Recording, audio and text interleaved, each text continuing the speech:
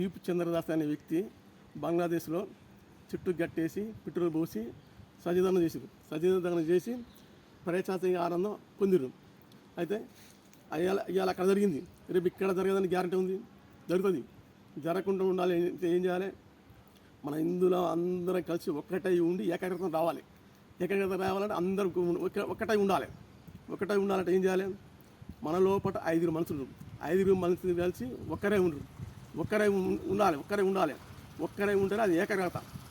అయితే మనం చదువుకునేటప్పుడు చదువు వస్తుందా? ఇంగ్లీష్ కానీ తెలుగు కానీ చదువుకున్నప్పుడు చదువు రాదు. ఎందుకంటే 5 ఇట్లా ఒక్కరి పక్క పోయింది అనుకో చదువు రాదు.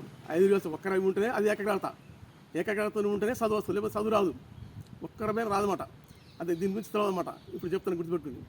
అయితే ఏకాగ్రత ఉంటేనే ఓకే అయింది.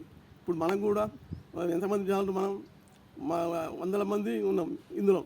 అయితే అందరు ఇందులో కలిసి ఒక్కరే ఉండాలి. ఒక్కరే ఉంటే అది ఏకాగ్రత. అందరు కలిసి కట్టుకుంటేనే ఓకే అవుతుంది. మనం ఏదైనా సాధించగలం, ఏదైనా చేయగలం, ఏదైనా అయితే అన్నమాట. ఓకే.